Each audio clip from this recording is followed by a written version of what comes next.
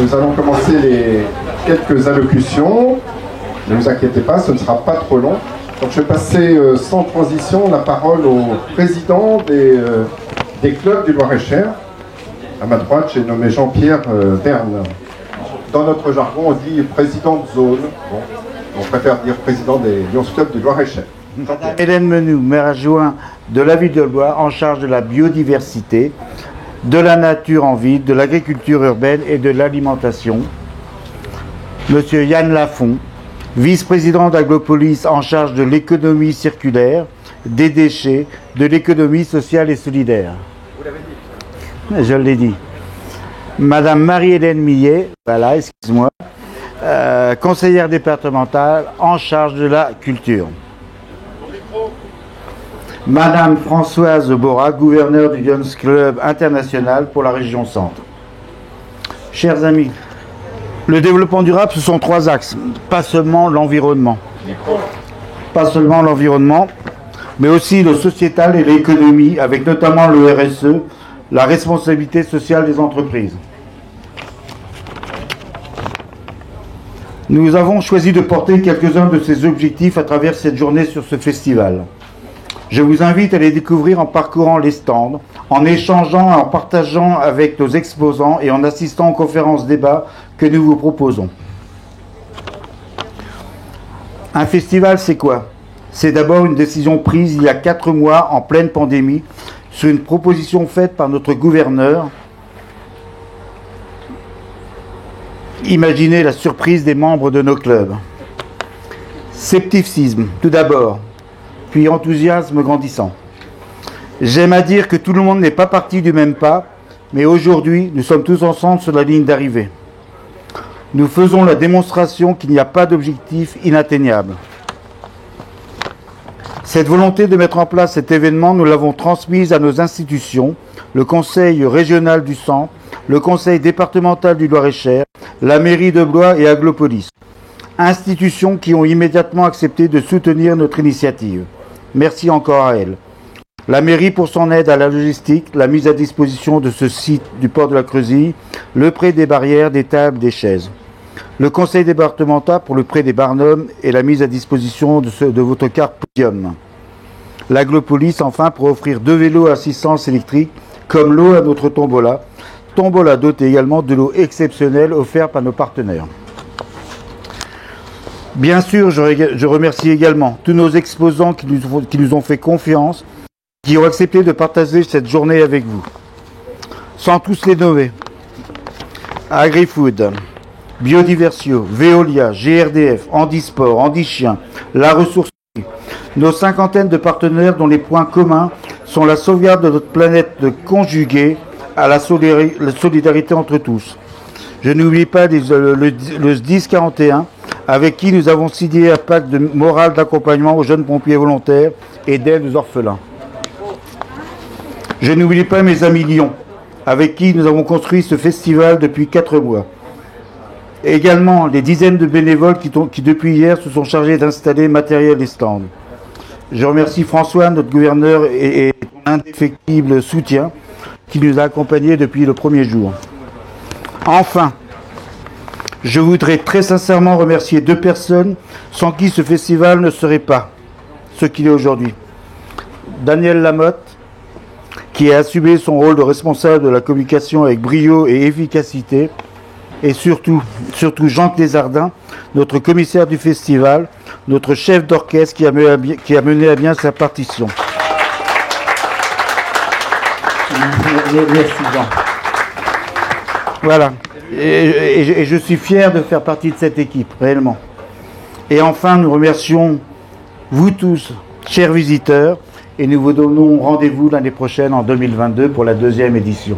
Merci. Nos collectivités, à leur niveau, imaginent ce qui peut être mis en place. Je vais vous citer des exemples. Nous sommes en train de faire évoluer les plans de gestion de nos espaces verts pour préserver dans notre collectivité la biodiversité, insectes, oiseaux, petits mammifères. Nous voyons que nous pouvons faire au niveau de la ville et chacun de nous peut également faire beaucoup à son niveau. J'espère que ce lieu d'exposition sera source d'inspiration. Mais attention, il faut vraiment des changements à tout niveau, sans greenwashing.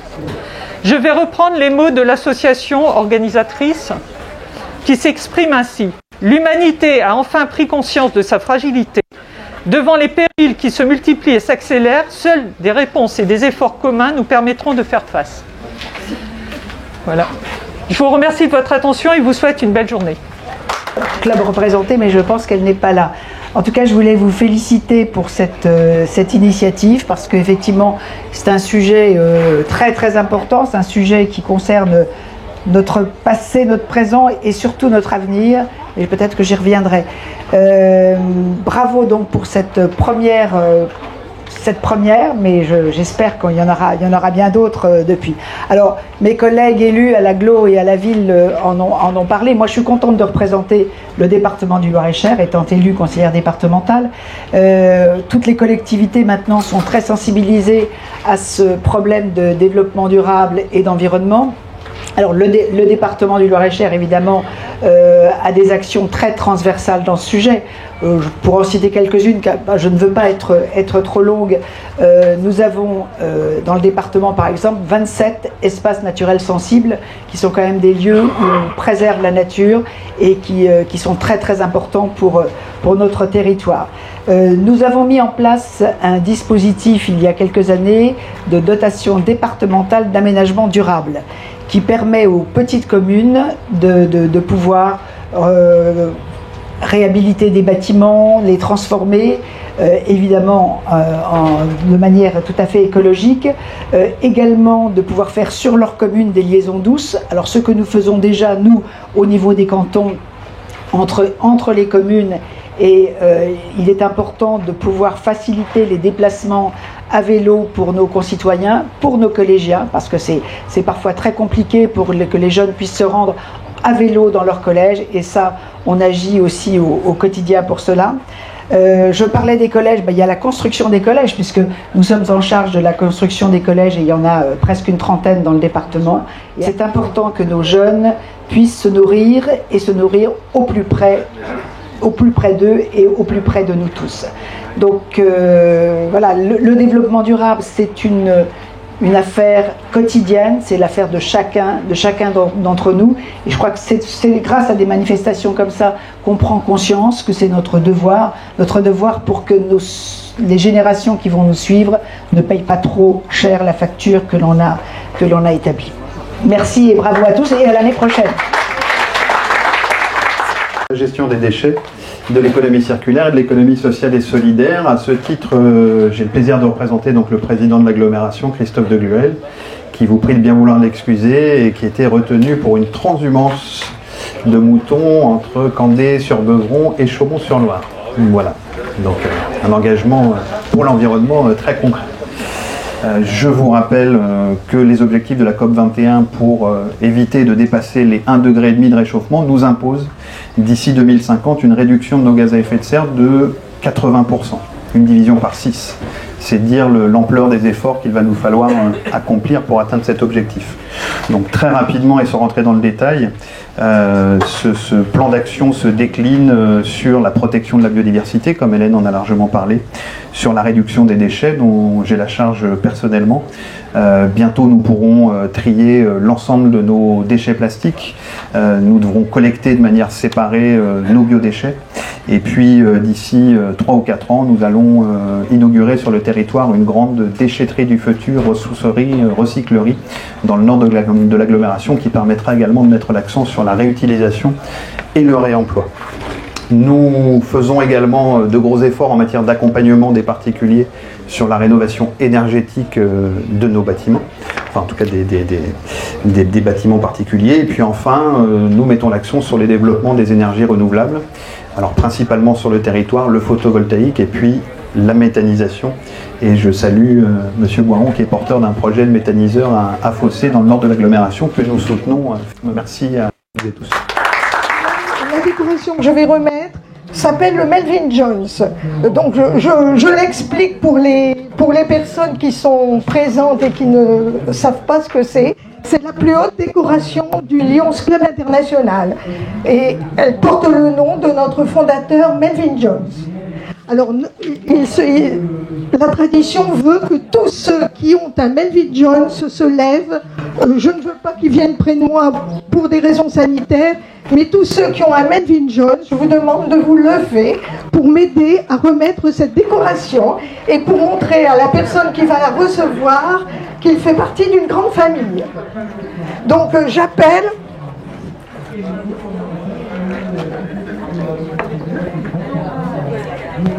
J'appelle Jean Clésardin.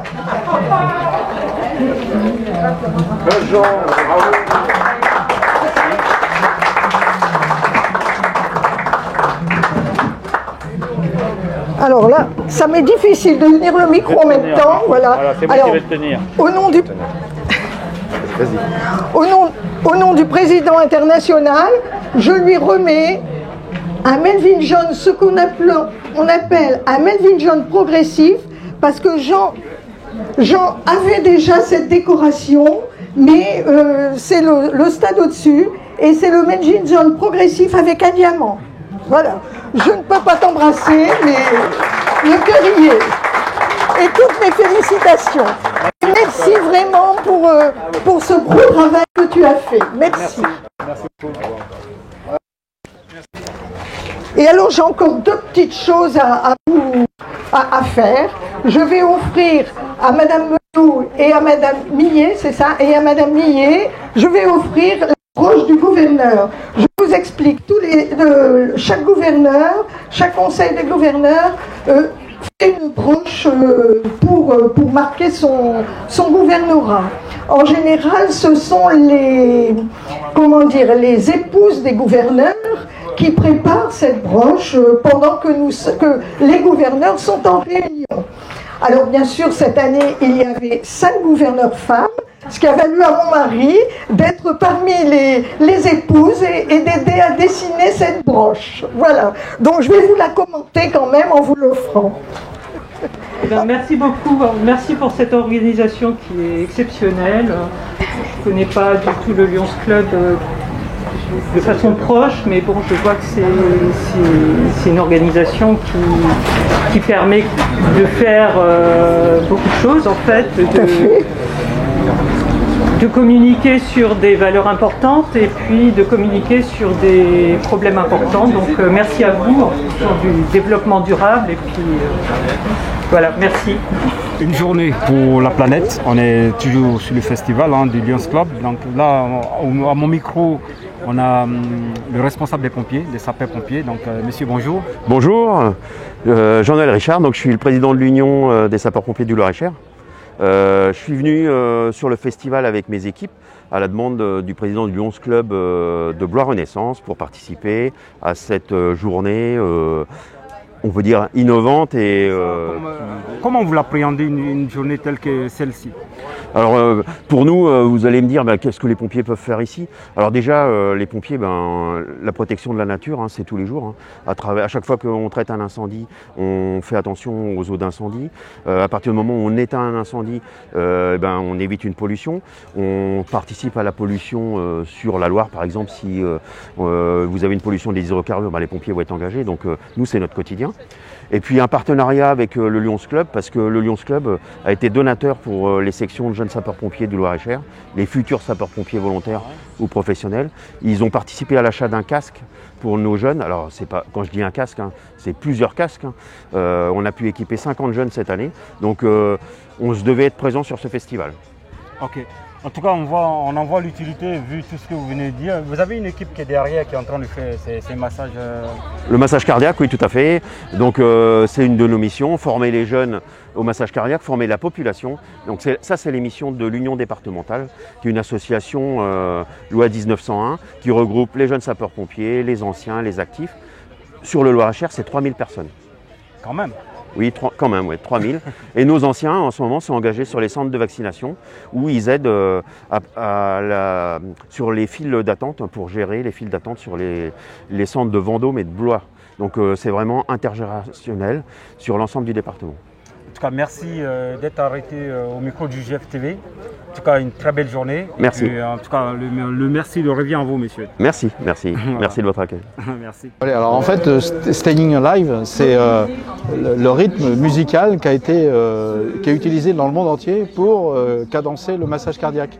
Les Américains, les Anglais, ils ont tous fait des vidéos et des campagnes de sensibilisation pour expliquer aux gens qu'en fait, il suffisait d'avoir en tête la musique Staying Alive, rester en vie, et de pouvoir faire un massage cardiaque en rythme.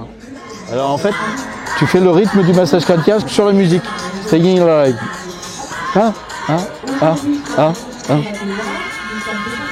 Une journée pour la planète avec le Lions Club. Et je vous demande de vous présenter un petit peu, monsieur. Je m'appelle Jean-Pierre Berne, excusez-moi. Je m'appelle Jean-Pierre Berne, je suis président départemental du Lions Club, donc qui regroupe 7 villes. Et je suis également second vice-gouverneur élu au niveau du district, c'est-à-dire au niveau de la région. Et cette journée consiste à quoi? Alors cette journée, elle a été organisée, on a commencé il y a 4 mois à mettre en place on a mis en place une idée au départ, un peu folle. Il y a 4 mois, on était en pleine pandémie, etc. Et on a dit, écoutez, on va organiser, donc sous l'impulsion du gouverneur Françoise Bora, on va organiser une journée. On va organiser une journée et puis le thème, ce sera le développement durable. Parce que c'est quelque chose qui nous tient à cœur. Tous les Lions veulent que notre terre de demain, notre planète de demain reste la même et voire même beaucoup mieux. Et donc il faut mettre en place des actions maintenant. Donc ce festival avait pour but de mettre en lumière les différents acteurs qui commencent à se manifester et qui mettent en place des actions pour nos futurs proches. D'où des stands concernant des concessionnaires de véhicules qui sont là. Dites-nous un petit peu comment ça s'est fait tout ça en fait. Absolument, donc on a contacté nos amis concessionnaires en leur demandant venez exposer vos voitures. Bon là il y a des règles communautaires au niveau de l'Europe qui fait que dans quelques années le diesel n'aura plus droit de cité, etc. Venez nous présenter un petit peu quelles sont les nouvelles énergies, les énergies propres au niveau de l'automobile. Bon, il s'avère que il y a 3 technologies aujourd'hui. C'est ce qu'on appelle le mode hybride, donc moitié électrique, moitié essence ou moitié diesel, ou tout électrique, ou alors la nouvelle technologie qu'on n'a pas encore en France, qui existe, mais il manque d'infrastructures, c'est l'hydrogène. L'hydrogène, c'est réellement l'énergie de demain, une énergie très très propre. Pas de recyclage de batteries, voilà. C'est vraiment ce qu'on attend. Le problème, pas d'infrastructure, pas de pompe de recharge d'hydrogène, donc pour l'instant un petit peu freiné sur le développement. En tout cas, vous êtes au taquet. Mais sur quels critères vous avez choisi les différents conférenciers qui vont intervenir sur l'ensemble de la journée? Alors, on a essayé de choisir des conférenciers par connaissance, parce qu'on savait pourquoi ils portaient leurs actions, etc. Donc Emmanuel Régent a des conférenciers sur biodiversio. Donc c'est d'avoir un nouveau regard sur de mettre des arbres au cœur des villes, etc. Emmanuel Régent est un Lion qui est largement impliqué dans l'environnement, qui est notre référent régional. Nous avons invité Alain Courtois, qui est un ancien président de la CCI, donc qui a un regard je dirais pas neuf, mais qui a évolué avec le temps, un ancien industriel, qui est venu donc à l'économie, ce qu'on appelle le RSE, responsabilité sociale de l'entreprise, et donc qui va permettre d'expliquer un petit peu la démarche intellectuelle qu'il a eue, et dans les faits et dans les résultats. On a eu également un journaliste animalier qui fait des photos d'animaux, donc très très proches de la nature, et un 4e qui est Monsieur Guy Jeanron. Voilà, c'est celui-là, c'est celui-ci qui nous fait donc ces magnifiques photos d'animaux. Ok, il y a un concours qui est mis en place aussi, donc voilà, dites-nous un petit peu. Alors on a un concours de dessin qui est destiné aux enfants, donc de 7 à 12 ans sur 2 tranches d'âge. Donc il se situe à l'entrée du festival. Oui.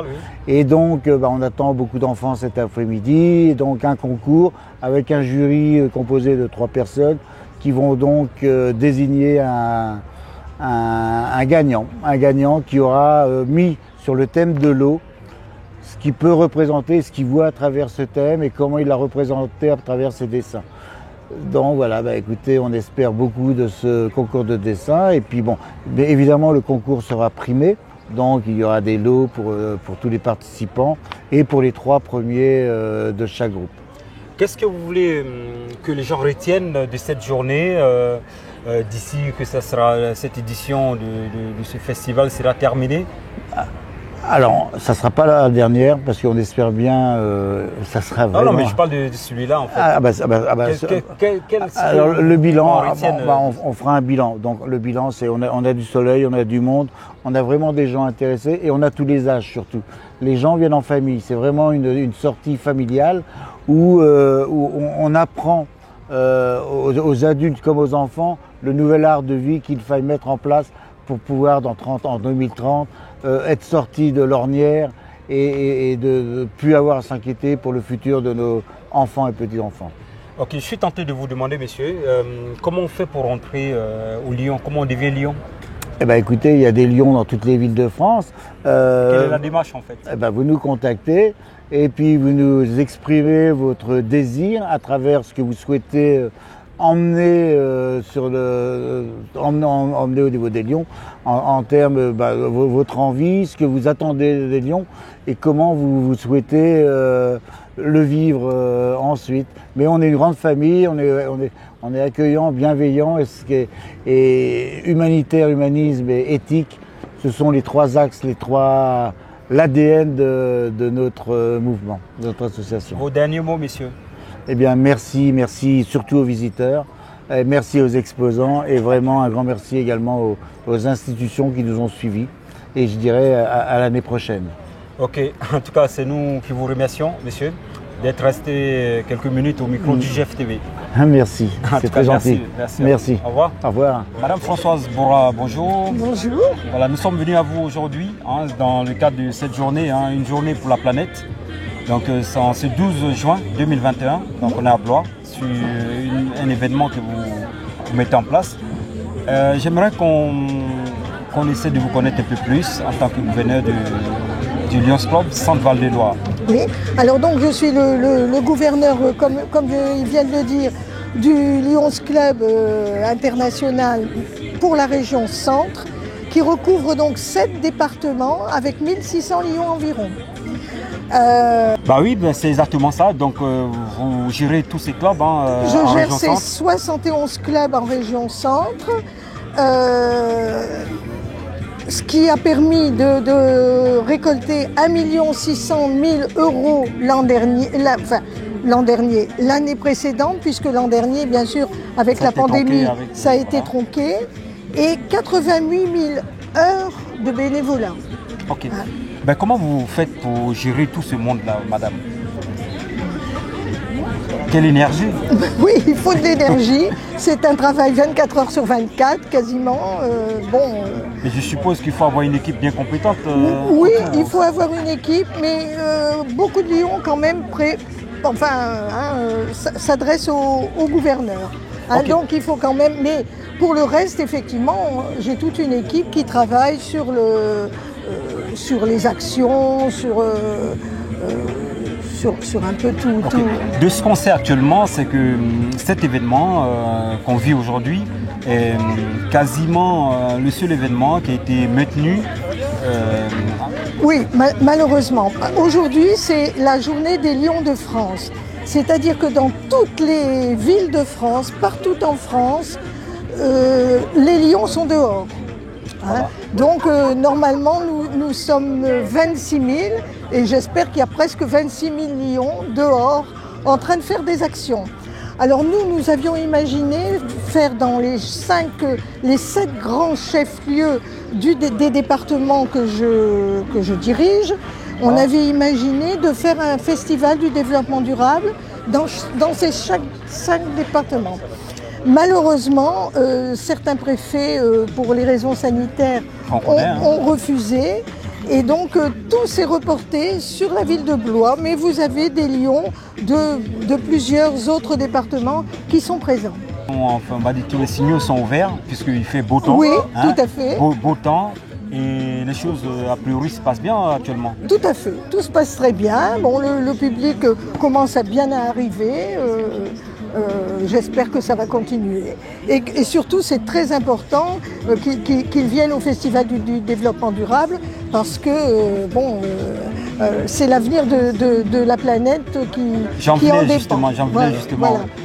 Pourquoi déjà ce thème-là? Parce que c'est vrai que c'est un thème qui est d'actualité, mais pourquoi vous l'avez forcément, précisément choisi? Alors, nous avons choisi ce thème au Conseil des gouverneurs. Vous savez que nous sommes 15 gouverneurs en France et donc chaque conseil de gouverneurs choisit un thème. Et nous avons pris le développement durable, d'abord parce que c'était un thème d'actualité et surtout parce que ça allait beaucoup plus loin que l'environnement, puisque ça couvre l'économique, le social, l'environnement, ça couvre beaucoup de choses.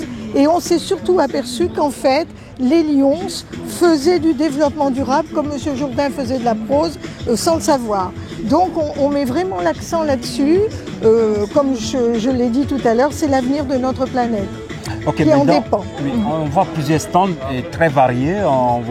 Il y a des stands de voitures qui respectent les normes de l'environnement. Oui. Donc comment ça a été facile d'inviter ces grands concessionnaires? Alors je pense que ça n'a pas été si facile qu'on le pense, mais là il faudra plus poser les questions à l'équipe qui va vous expliquer comment ils s'y sont pris. Mais je les remercie parce qu'ils ont fait un travail remarquable, un travail dont on n'était pas sûr de voir l'aboutissement, compte tenu des conditions sanitaires.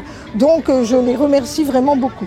En tout cas, merci madame, merci beaucoup. Et si à moins que vous ayez des petites choses encore à rajouter? Non, à moins que tout à l'heure vous ayez d'autres choses à me demander, je serai à votre disposition. Ok, voilà. On est encore là, donc dans tous les cas. D'accord. En tout cas, merci d'être au micro du UJF-TV. Merci beaucoup, merci. Merci, bonne journée à vous. Merci. UJF-TV au cœur de l'actualité de la métropole. Suivez-nous 24 heures sur 24. 24 heures sur 24. Pour ne rien rater, téléchargez notre application UGF TV sur Google Play ou allez sur notre site ugftv.net pour suivre l'actualité en direct.